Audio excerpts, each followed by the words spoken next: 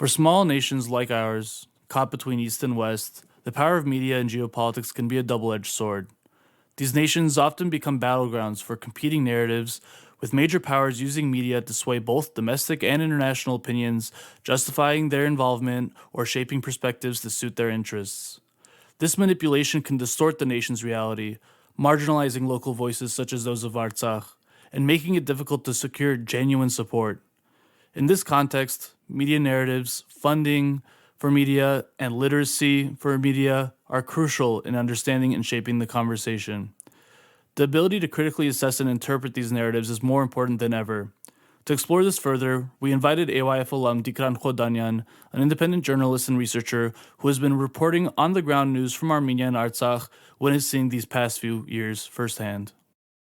You're listening to Haituk Talks, the official podcast of the AYF West. My name is Haig Minasyan, and we're just a couple of Armenians talking in the world.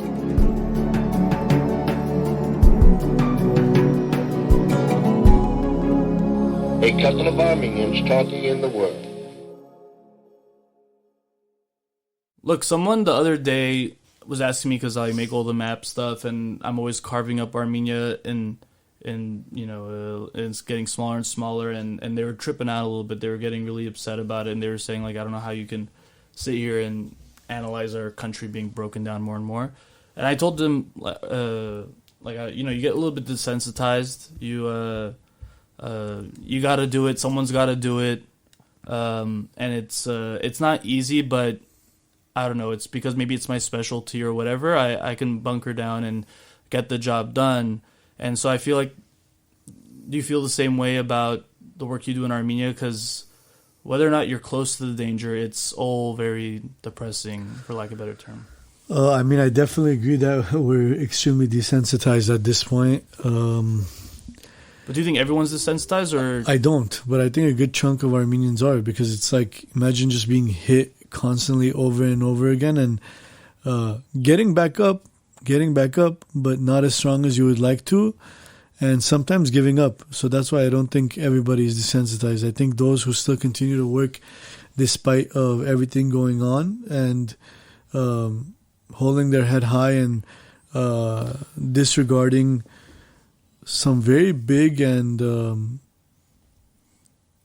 don't know. Well, almost like the willingness to accept an Azeri victory is them like wishing for the best, or wanting to like avoid more bad things. Like it's them so they're so not desensitized that they've given up, or they're scared, or maybe they don't want to fight again. Is that desensitization though? I don't know. No, it's also a lack of knowledge regarding the subject matter, because when you grew up, whether it's through your local Armenian organization, an Armenian school, a Saturday school, you obviously become familiar to some extent about Armenian history, about our victories, about the challenges we've overcome in order to get to where we are. And how much we've lost. And if you have not, you are just seeing what's going on currently, or at least you're just seeing that emphasized more than anything else. So you're seeing maybe the last 7 to 8 years of war, loss, destruction, and so forth. And you're thinking to yourself, wow, like you're probably in an even more state of, you're shook by it, because you have less of an inspiration maybe. But the Artsakh war in the 90s is not that far away, and it must be so even more connected to people living in Armenia. And that was probably one of those bright moments of hope and victory. I get sad thinking about how quickly we've lost that energy just from one defeat. Or not one defeat, but you know what I mean. Well, that whole late 80s, early 90s was an entire period where we were met with the fall of the Soviet Union, an earthquake that shook a large chunk of the country, pogroms that eventually led to a war, and the independence of an entirely new state. Now, you take into account all these 4 different dynamic situations, and on top of it, you have a group of Armenian volunteers and freedom fighters that liberated a nation from a bigger hostile neighbor. So I feel like the conditions were different, the path to victory was different, And then after 30 years of Complacency? I don't know. Is that holding on to it, or just experiencing the ups and downs of a nation, you were met with a series of new challenges that you definitely didn't properly deal with and weren't prepared for, and it led to the current reality. But yeah, and this is also tied into also just perception of everything, and how well versed or knowledgeable you were about the current state of affairs and the nuances involved and so forth. I mean, I remember when I was 16, I thought I knew everything, and then I went to college, and then I thought I knew everything, and then after college, then I'm like, now I know everything. But I accept the fact that like I am always learning, and there's the things that I knew a few years ago that I thought were true aren't not as black and white as they appear to be, and I would just like to see a little bit more humility and or. I mean, this is how I would put it. I would encourage everybody to be honest about what they actually know about Armenia, Artsakh, Armenian history, and the current state of Armenia's political affairs. And after being honest and modest about what they know, I encourage them to actually read, but also don't rely on what you hear and hearsay in order to become well-versed on this subject. Like this is going to go into the later topic that we're going to talk about, whether it's media, whether it's what you see on TV, whether it's what you hear. But you can't shape these very important opinions about about your homeland, about future of our nation, future of your nation, but also important opinions that you should have as a human being. Right. You can't necessarily shape them off what you heard from a specific individual. It's important to do the due diligence and do the research yourself. Fact check your sources. Read between the lines. Follow the narratives. Follow the propaganda. Differentiate from fact and opinion. And essentially think critically. Yeah, think critically on your own. I agree. And so is that why you've taken on, let's say, journalism? And is this why you have to go to Armenia yourself, go see it with your own eyes? Because you like wanted to get the facts for yourself? That's a part of it. But I also, growing up, I wanted to pursue Armenian history, and I still do. But everyone around me was very bored of the topic. It didn't gravitate anyone's attention. It's my favorite topic. When I was growing up, at least, it didn't seem like the most appealing subject matter. So, for sure. In addition to considering media a very toxic sphere in the world, in terms of a job, a career, an environment, I just thought if you incorporate Armenian history, Armenian state of affairs with media, you may make it more digestible to a larger audience, and ultimately that was my goal in pursuing media. But then you start to look into media, you start to learn more about who the key role players are, who works to have an influence, who works to shape public perception, public opinion, and then you throw in the age of digital and social media, and it just becomes this world of misinformation, disinformation, and now you're left trying to convince young people why something that went viral but was completely a lie is actually false, and why they should instead believe something else that's accurate and credible. But as chaotic and like disinformation, social media and has like kind of just exploded on the information game, it's also allowed people like you or other types of media to have a voice or have some sort of like audience, whereas like probably 20-30 years ago you had to be official and probably be part of a bigger company, right? So it's also allowed that part of it too, I think, which is cool. Do you see that value in that as well? I mean, nowadays every individual has an opportunity to market themselves through a different platform. You can gain followers, you can have an audience, and through that you're able to tell your story, narrate a story. And in my case, whether it's through all those different opportunities I had in Armenia and Artsakh.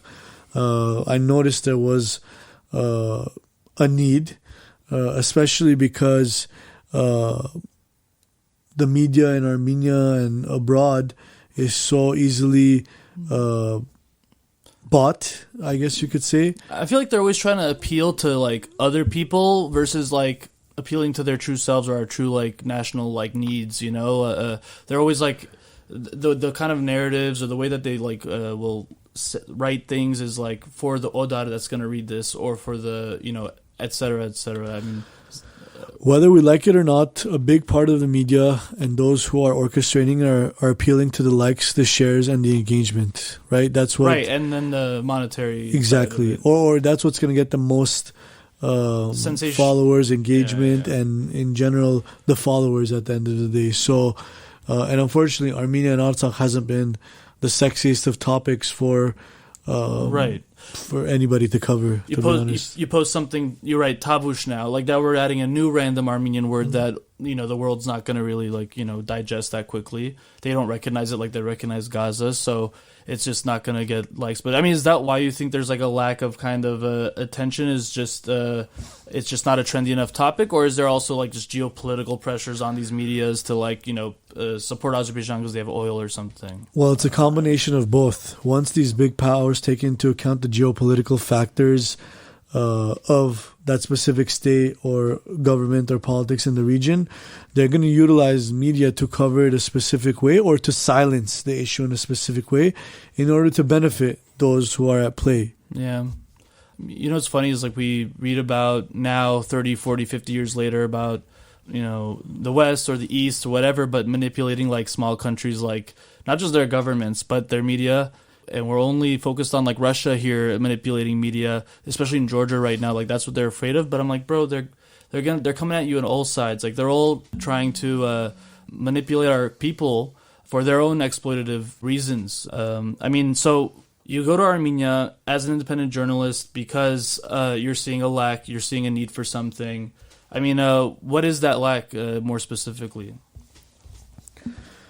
Well, first off, not enough coverage. Mostly the foreign outlets are silencing what's going on or are only covering Artsakh in extreme dire situations when it's already too late. When it's already too late, or when it's kind of stupid not to cover it. Yeah. When a mass exodus is taking place, when ethnic cleansing is taking place, and even when they're covering it, they might be posting one news item about it just to say they did their part, but we both know that definitely deserved more coverage. And they half-ass it too, by the way. They're like they post the language they use is very not even that good. Careful. Yeah. They try to minimize the conflict at hand, and in general, if it's a British outlet or usually a Western outlet involved in Europe that has some form of economic gain, they completely disregard the topic. For example, British Petroleum, like we've talked about before, like BBC is like probably connected. They're both government. I mean, there's been economic agreements between Azerbaijan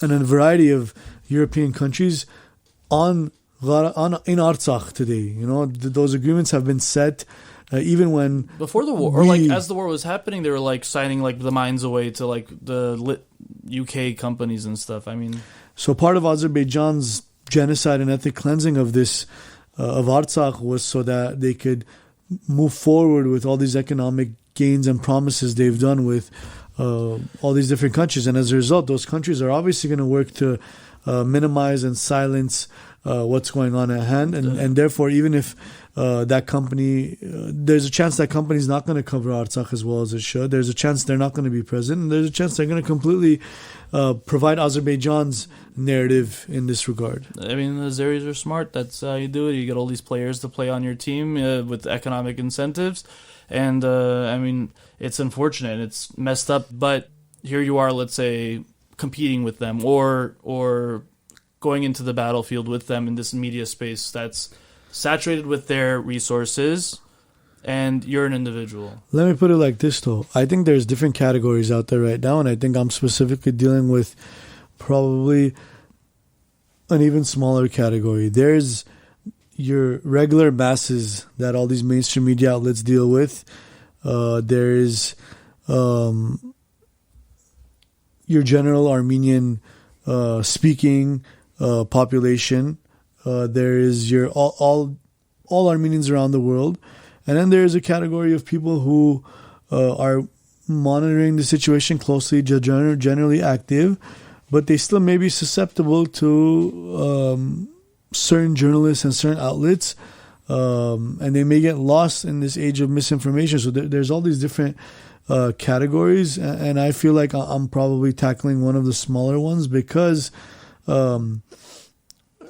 yes, I am in touch with a lot of bigger media outlets to sell the story that I think should be the way it should be portrayed. Like I think Artsakh, how it's been presented historically, how Azerbaijan is the aggressor, how they're the ones that have been violating the ceasefire for the last 30 plus years.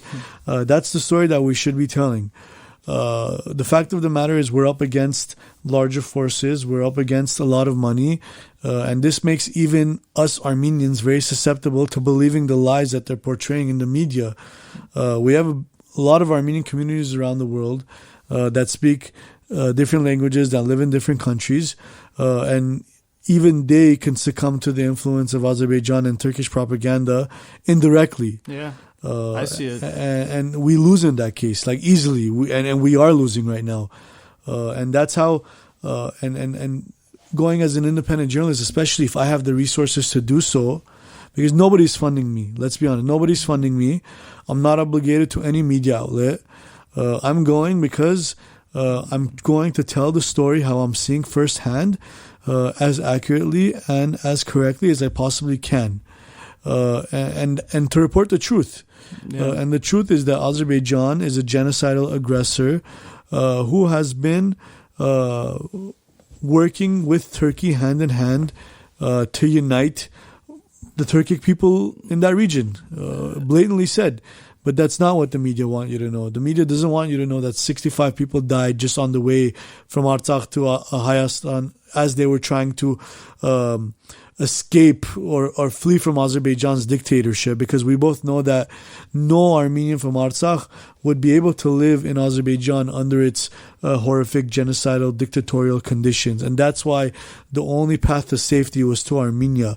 And yet, as they only had a handful of days to get to Armenia, you saw some of the most torturous conditions that were provided or dictated upon by Azerbaijan. But their media, or media in general, is being convinced to hide that and say that Armenians left on their own accord, voluntarily, willingly. Yeah. So you were there when the exodus happened back in September. So being there, seeing it in person, I know you're kind of touching on it now, but what else striked you as like, okay, I'm seeing this, but I'm not seeing it elsewhere? People's talking about it. Well, first off, we saw the images of cars lined up. We would see families with all of their belongings. We would see like a humanitarian aid station. These are some of the stuff you see in the pictures in mainstream media and so forth. But in reality, Armenia is a small state. When 100,000 plus people in 5 to 7 days come to Armenia, surpass a few small villages, and then get to the first biggest town, which is Goris, which is only home to about 20,000 people. You could imagine the state of chaos that was already erupting at the time. And now how that state of chaos from Artsakh already is flowing into Armenia. And now we all know what the status of Armenia has been in the last 3 to 4 years with all the challenges that we've been facing. And now on top of it, this mass exodus and ethnic cleansing. How confident or comfortable were we that these challenges were going to be addressed with in a quick and rapid manner?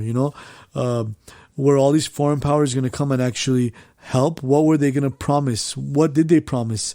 Because Samantha Power was there. She promised $11 million, which is equivalent to $95 per each Artsakhi, and this was at the time. Maybe they've pledged more now, but they're trying to sell you that everything was taken care of, or the issue wasn't as big as it actually was. When in reality, you had the state of Goris and the state of Kornizor and Vaik looking like Skid Row in downtown, when a bunch of Artsaksis with nowhere to go, nowhere to sleep, with all of their belongings, sleeping in their car or on the side of the road, uncertain of what their next steps are going to be.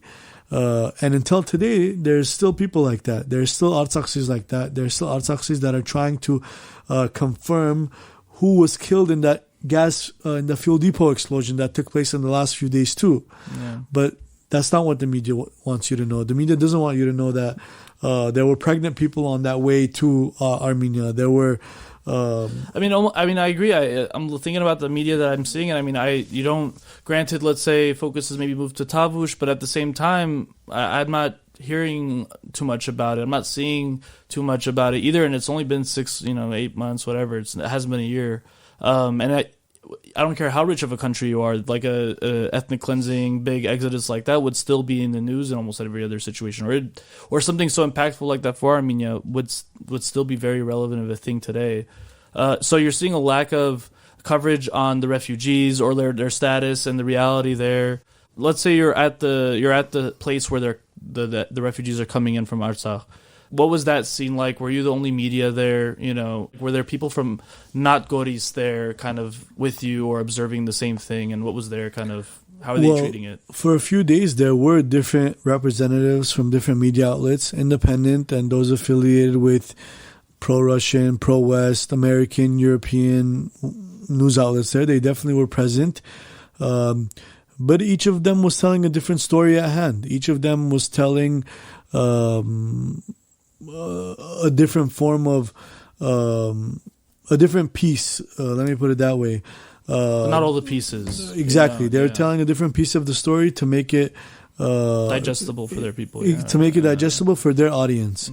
I mean, Al Jazeera, different French ones, France 24, they're all there, but some were not there, and some would reach out to independent journalists just to get a quote or just to get some information, and that's like the minimum they did. Like imagine they knew some outlets were on the ground and they just reached out to an English speaking person who they thought they could trust, that could relay some messaging, and they did that. And that just goes to show that they may have not even sent anybody there. They didn't think it was important enough, because we're fighting the two main stories right now.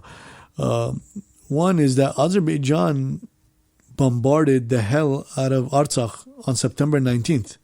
Civilian infrastructure, hospitals, schools, and essentially... Full-scale war. In those few days, they just attempted to bombard everywhere, How do you envision a population to live under those circumstances? And how could you say we were just making it... we were making sure that we were creating a situation where the Armenians of Artsakh could live safely and securely under our control?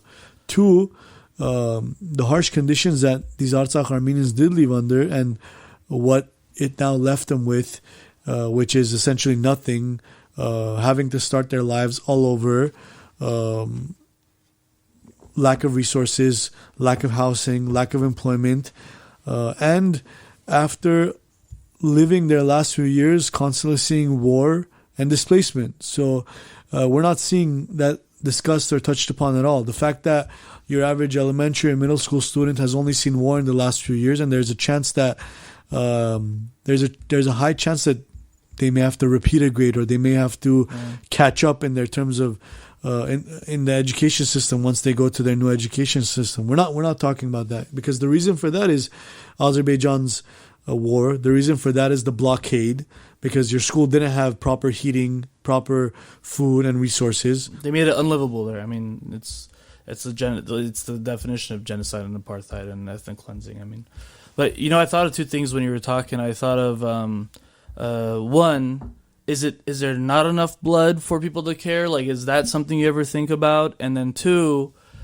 if Armenia has such an open, like, media friendly space for open and free speech and whatever, like we have, we don't ban foreign media in Hayastan, and they still don't come. And I'm just thinking, like, so all we're getting is like a a crappy version of the story, or them manipulating our people, or no coverage at all, with like us trying to appeal to the outside world and their opinion, and two, do they want more blood? Do you ever think about that? Like, was there enough trauma for them to even give a shit, or is that doesn't make a difference? I don't think it makes a difference. I think if Armenia was an oil-rich nation that was more geopolitically, strategically placed for the bigger foreign powers, it might then it would matter. Gravitate some more attention. Then one little nail breaking would be like the end of the world if they really cared that much. It's insane. Look at Georgia and Ukraine right now. Yeah. I mean, I think that's pretty explanatory because Armenia, unfortunately, doesn't have those resources. It poses a very minor, significant positioning that has allowed for some form of concentration, but not enough where it's getting the same type of support as Georgia and Ukraine, for example. Or even Azerbaijan that has oil. Like, we just don't have as much of the leverage, especially for the West that doesn't see it. Maybe at one point Russia did see some sort of value in it, but they also are now in that war with Ukraine, and now they're very pragmatic in that sense. They'll do what they got to do to win too. So they'll throw us under the bus. I was never expecting not to throw us under the bus. I never trusted them. Just to add to what you said, like at the end of the day, we can't rely on any of these powers. We've been too reliant on all of these powers to help us get to that ideal state that we want to be in. And sometimes we've been doing it too much or too little, but we can't think like that or make policy like that. We have to look into our best interests at heart and not how we could please others. Yeah. I mean, well then, but it seems like, we might say that, but then it'll only apply to the bad guys, Iran and Russia, but not like the West. That we're still, we don't need to rely on Russia anymore. But then we're so willing to go and try to find a new person to rely on. It doesn't feel like we've learned that lesson, unfortunately. I was also thinking about how this is High Tuk Talks. And we can say whatever we want because we are not funded. We make no monies, and we like it that way because we get to talk about what we want to talk about. So there's a difference, Ike, because the AYF is the youth organization of the ARF, and this is an outlet of the Armenian Youth Federation. Your intentions are clear. Right. Your resources are clear. We're political, baby. What do you want? You're blatantly. We stay at our position and transparent about it. No, I mean that's what you're doing. You're being honest. Open about it. The political parties have goals, they have strategies, and they are open about them. And of course, not everyone's gonna agree because it's political in nature. Like it's impossible for everyone to agree on something. But at the very least, we have a clear set of values and we have a clear set of goals that a lot of people don't have, if you ask me. Political parties have organs. Organs represent the voice of that party. Now, you see media outlets around the world that present themselves as an apolitical, neutral media outlet, yet they're still tied to an individual, to a specific group, receiving funding from whomever, and it blurs the judgment of those that are leading that paper. Because it's who pays you, and it's a job at the end of the day. And I get that people all around the world will maybe sell out a little bit because they got to pay their bills and they got to feed their families, but do you think we in America have had a culture of like, we know the mainstream media is BS, especially for the young people, right?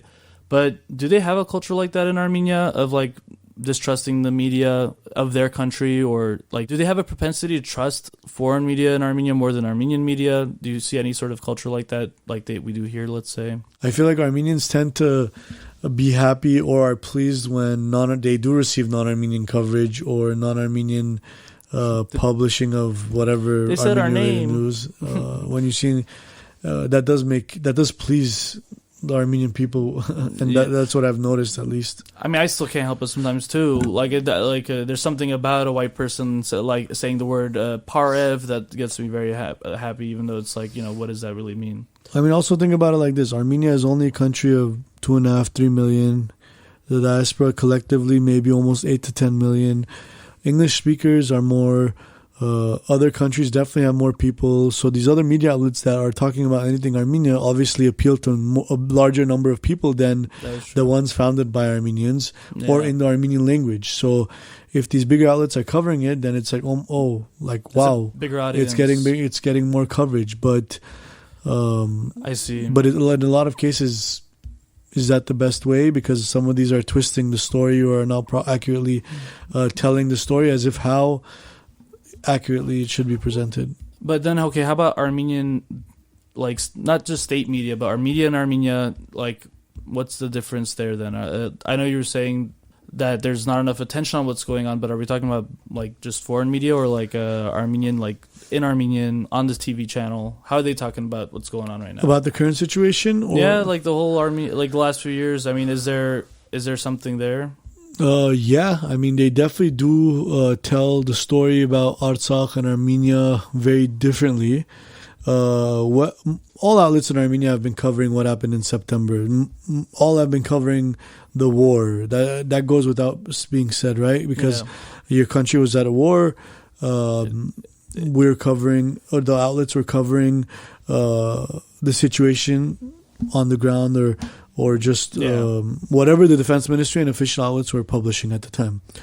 But however, since then, whether they have ties to the government of Armenia, the ruling party, or a specific individual who supports the party or supports the West or Russia or whatever, they do use specific language, or they do narrate the story a little bit differently. So in terms of the coverage, if it's currently more linked with the ruling government of Armenia, there's a chance that you're not going to hear about all the negatives in general about what's going on in Armenia, because you're trying to highlight the work of the Armenian government and portray that they're doing an excellent job. So why would you stress the current situation of the displaced people or the lack of resources and opportunities that's being given to them right now as displaced people in Armenia? What about the protests going on right now for Tavush with the Sarpazan? I mean, that's a great example. Archbishop Dickran Khodanian, through the church, is leading this movement under Tavush for the Homeland, under that name. You see media outlets that are supporting it, evidently, and staying united in opposing the unilateral concession of lands to Azerbaijan. Yes. Then you see outlets who, if you visit their website, have not posted a single article about any of these protests in the last 2.5 to 3 weeks. And what this is fact. And what if they have talked about it? And if they have talked about it, you'll see opposite sides of the spectrum. You will see news outlets discussing how the protests had hundreds of people, or they try to minimize the number of attendees. But then you will see fair analysis, and then I'll be honest, you may see some impartial, or unfair critics as well too. But to completely ignore and minimize the volume of the movement, or at least highlight everything else in the country that's going on besides that, whenever you already work hard to cover all things Armenia and just completely ignore that, your agenda is very obvious at that point. And you think it's top down, like from one way or another, indirectly or directly, it's top down. You think government wise, like, hey, if we start talking about the protests a lot, someone's going to come to our office and just say, like, hey, stop doing this? The ones linked to the government, yes, because even some of the main members of the Civil Contract Party, in response to this movement and anything Archbishop Dickran Khodanian has said, have resorted to their social media platforms or their media outlets in order to combat or lay down their support for the Prime Minister. Yeah. So it's clear that they see the threat on social media, and they feel obligated to fight, again, using social media to tone down and minimize the movement. And they're doing so through their own outlets, through their personal pages, whether it's through the prime ministers or whether it's other members of the Civil Contract Party, or whether it's even through promoted ads of pro-government pages, which are evident right now because Facebook allows you to see them. I'm sure everybody sees the meme right now of Robert Kocharian or even Russia as a puppet behind the Archbishop, and that's going viral, and it does affect public perception whether we like it or not. Yeah, it's. I mean, I've been thinking about this a lot lately about how emotional manipulation is truth almost. Like it's the power of media or just how humans are, but it seems like you can win people over or just confuse people or even convince people, even if they know it's not true, just based on playing on their emotions.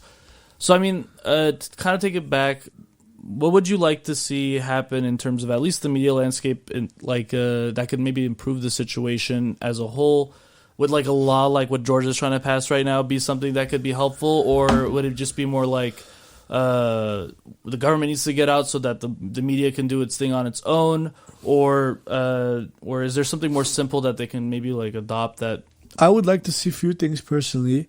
First, I would like to see how the government allocates its resources towards and how it budgets for public relations, media, and communications. Yeah, be more transparent. Be more transparent about how they're doing their spending. That's one. I like that. Two, a lot of the information is actually open source. It's out there. The internet will allow you to follow the money. It will allow you to trace how organizations are being funded or how media outlets receive their funding, or the mission and beliefs of these organizations are publicly there.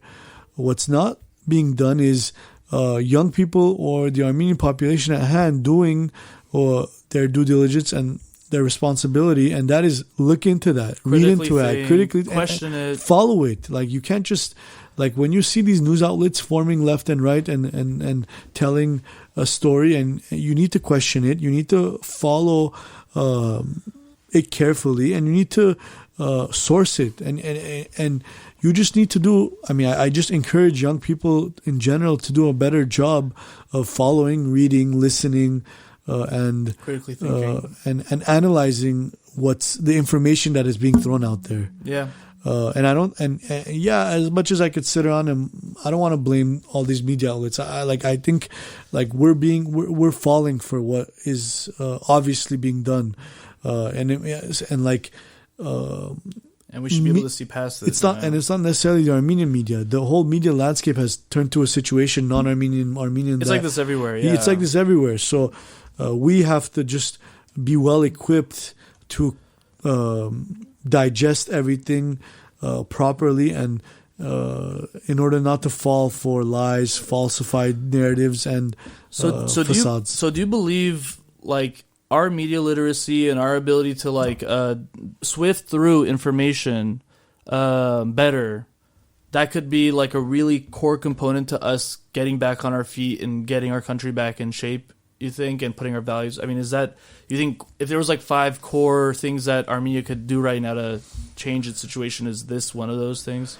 I am a firm believer in knowledge being power, and I do think this has to do with how much knowledge somebody actually has, because the more you know, the better equipped you are to fight the fight. Yeah. And if you are, your biggest advantage is information right now in this world of misinformation. So when you know your competitors, when you know your allies, and when you know what, not necessarily what their attack or strategy offensives are, but what the strategies are, what who are the key figures at play and why they're doing that, how the you will be works. better. You will be better handled to address it, and that's definitely one of the key components into tackling the issues at hand.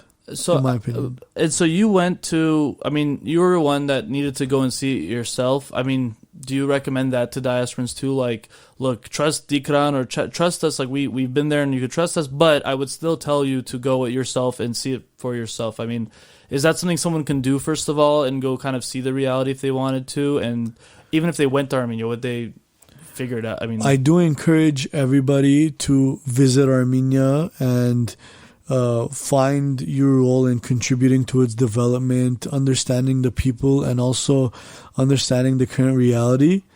Part of that also comes from your understanding of the Armenian language and putting in that effort to at least understand some of the main nuances and components to what's going on by learning the language. But it's not easy. It's not easy to throw yourself in these situations where you're competing with these media outlets, or you're trying to get to a border in order to see what's going on and to accurately cover the situation on the ground. I don't think it's something easy. And I don't think it's a job for everybody. I think everybody has a specific role to play in this regard. And you need to find it based on your set of skills and based on what you are good at, based on what you are able to allocate to your homeland. Yeah. And again, it's funny, like I was saying earlier, like I don't know how people were, would ask me, how are you not this, affected by looking at the map that often and seeing how blah, blah, blah. That's how I feel about, you guys and working in Armenian media right now, where it's just, it's like it's bad after bad after bad, and I'm sure there's some good, but it isn't for everyone. And I mean, I know I couldn't do it, so I mean, I commend you for that. But these Artsakhs now, I only want an Artsakh flag. I die for these people. I love them, and I want to see everything for them. Right? What is the chance of Artsakh's survival in that sense? Like, where are they going? What's the reality, and where do you think they're going right now? Right now, not necessarily physically, but like as a. I know, but I think it's important to note that the number of that Artsakhs currently are spread out pretty evenly in the 11 provinces of Armenia. They want to get as far away from the border as they possibly can because they do fear a similar fate for places like Davush, for places like Kegarkunik, for places like Sunik. So they want to get as far as possible from the border. But the sad reality is that villages and communities are divided. Your culture is at a risk of being lost. You're looking for a new job. You're trying to re-enroll in school.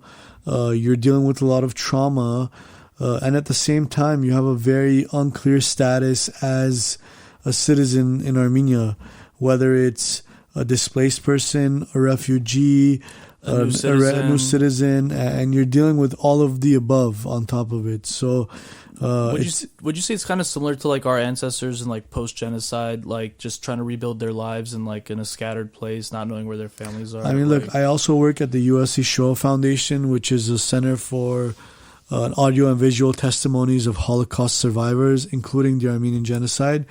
And so I listen to a lot of testimonies of Armenian genocide survivors who tell me, or who have recorded themselves talking about how they survived this march. They settled in this part of Armenia or in this part of the diaspora, and they had to do whatever it took in order to survive, start their lives from zero. And I'm thinking right now it's 2023, and your Artsakh Armenians just faced a very similar fate. And now they're starting their lives from zero. They survived ethnic cleansing. They were forced from their homes. And they have to now do everything all over again. And their culture and their overall people's history is also at risk of being lost. Yeah. And that's very similar to Western Armenia, Western Armenians, and etc. I'm hoping we have a better chance than we did 100 years ago to help them survive and grow and go back. Maybe because maybe we have more resources now, but at the same time, maybe things are different and harder now. So that being said, I appreciate you coming and talking to us, Dickran, and thank you for all the work that you do. Is there anything you want to plug, or things that we can follow that you think are solid for us to be kind of still critically think about them, but something that you think is recommendable for media wise? Yeah. Well, for one, I think you should follow what type of work is being done for the Artsakh Armenians right now. There's what started with dozens of organizations being impactful.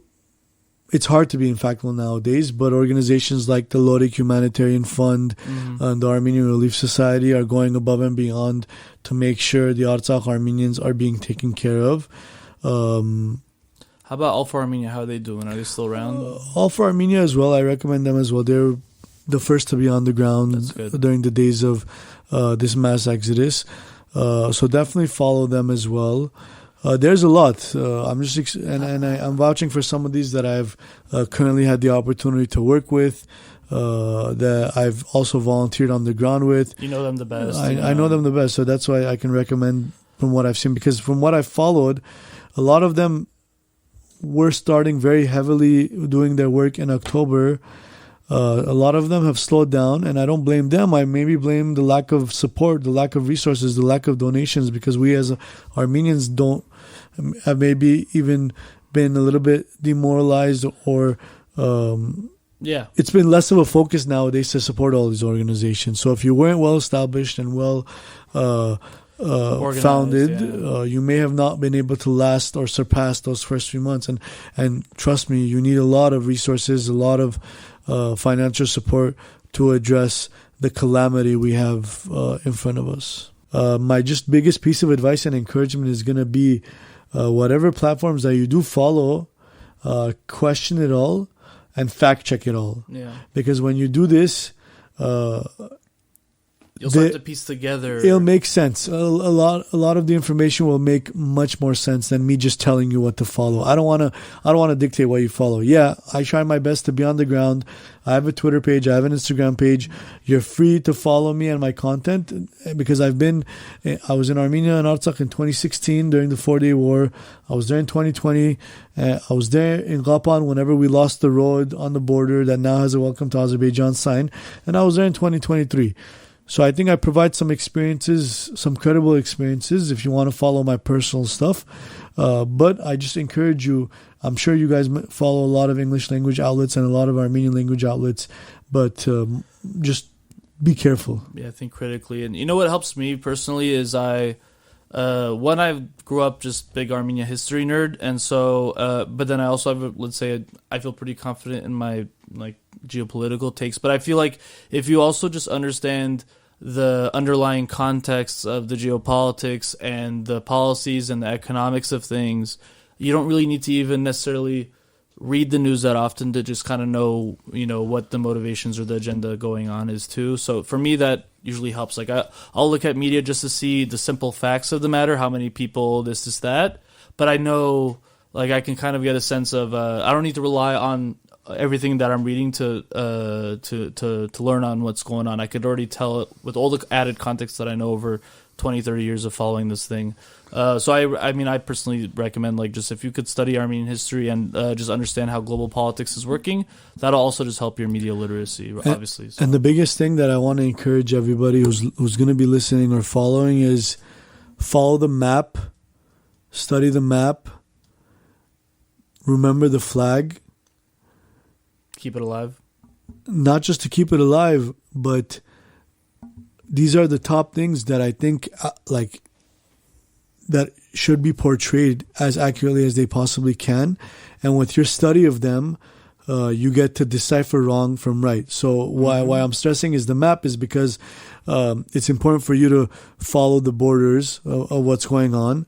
It's important for us to not forget the portrayal of the Artsakh flag, and also to follow what language is being used in these outlets. These are just some main points that I think that if you already follow, some helpful tips on closely monitoring and studying the reality of the situation. Yeah, there's something about maps that it's almost it's objective, where if you see it on a satellite, you see it on a satellite. It's you can't lie about it. So as a map person, I appreciate the map shout out there. But and the information is there. Yeah, it's there. That's the one thing that people need to know. And I'm at the point where because I'm experienced, I'm studied, and I work in it. I'm to the point where I trust myself more. Kind of like you.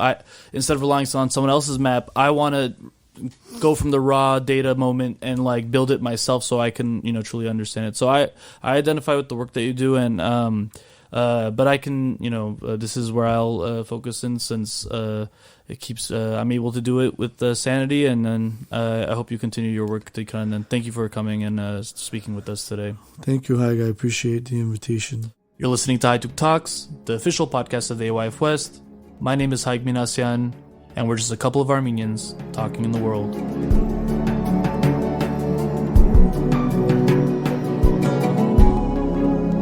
A couple of Armenians talking in the world.